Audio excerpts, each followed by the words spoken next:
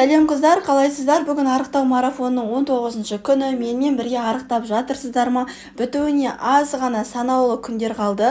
Маған жекеме қыздар шығуда 5 келі салмақ тастадым, 6 келі, 7 келі деген сияқты. Прям қуанып қалдым қыздар. Сіздер қанша келі салмақ тастадыңыздар? Қыздар, 10 мың шақты кім орындап жүр? Комментария шындарыңызды жазып кетіңіздер. Көп қыздар бар, 10 мың шаққа жете алмайды, 10 мың шақты орындамайды. 10 мың шақты міндетті түрде орындаңыздар. Таңғы уақытта вакуум жаттығуын жасаңыздар және 2 стакан жылы суыңызды ішіп алып, 15-20 минут сізде бос уақыт, міне сол уақытта таңғы ас дайындап алыңыздар. Бүгін мендегі таңғы ас 1 жұмыртқа және бетіне сыр қостым, 30 грамм сыр таңғы асқа жеткілікті қыздар.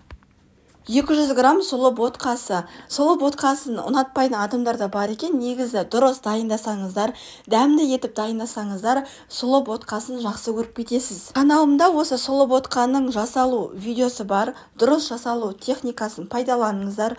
Именно арықтауда бір адамға арналған порциясын мен YouTube каналға жүктеген болатынмын. Соны міндетті түрде қараңыздар. Сұлы ботқасын бетіне асқабақтың дәнін салдым, яғни тыквенная семечка деп аталады. Міне соны қосыңыздар. Бізде қанықпаған май қышқылы және сары майды пайдаландым. Сары майды кім жақсы көреді? Комментарий жазып кетіңіздерші.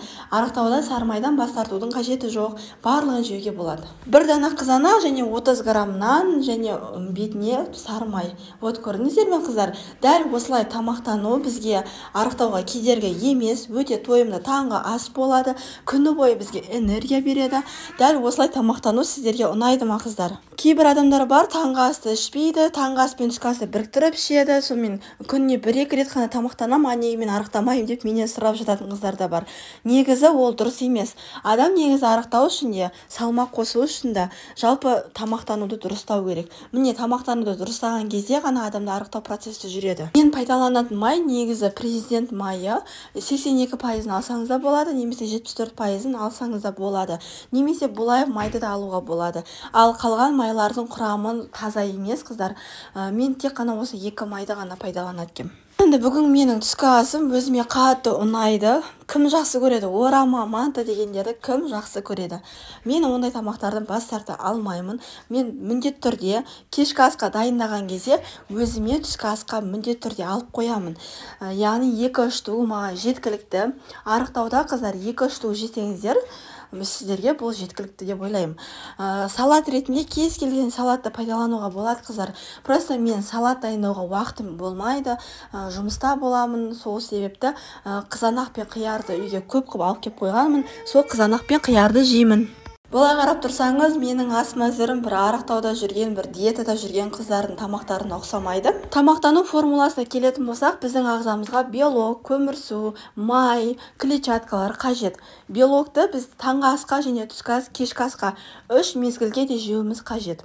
Ал көмірсуды таңғы асқа және түскі асқа жеуге болады, одан кейін жемейміз. Ал клетчатканы таңғы асқа да, түскі асқа да, кешкі асқа да керек. Ал май таңғы асқа және түскі асқа міндетті түрде май қажет қыздар. Арықтаймын деп майдан бас тартпаңыздар. Міне таңғы ас бізде тойымды болды, түскі ас бізде тойымды болды, ал енді бізде кешкі ас өте жеңіл болу қажет. Кешкі асқа көп жағдайда айран ішуге болады, немесе сорпа ішуге болады, немесе жұмыртқаны қайнатып жеуге болады, белок ретінде. Немесе жұмыртқаны майсыз қуыруға да болады. Енді өзіңіздің неңізге, фантазияңызға қарайсыз. Арықтауда қыздар жалпы ұйқының рөлі өте маңызды рөл атқарады. Ұйқыны міндетті түрде ерте ұйықтап, ерте тұратын болсаңыздар, сіздер тамақтануды дұрыстау арқылы жаттығу жасамай 5 келі салмаққа дейін жай ғана 1 айда тастайсыздар. Ал зумба билерін билеу арқылы біз жеген тамақтың калориясын күйдіреміз. Зумба биін күніне 1 мезгіл билеңіздер. Міне бүгінгі менің кешкі асым өте жеңіл, 1 дана жұмыртқа және 1 дана қияр. Дәл осы тамақ мен үшін өте жеңіл. Сіздер де солай тамақтанып көріңіздер қыздар. Қанша келі салмақ тастадыңыздар? 21 күндік видео болады ғой, соған өздеріңіздің пікірлеріңізді жазып кетіңіздер. Қыздар, каналға тіркелмеген болсаңыздар тіркеліп, қоңыраушаны басып, жүрекшені басуды ұмытпаңыздар. Арықтағысы келетін барлық досыңызға, құрбыңызға дәл осы видеоны жіберіңіздер.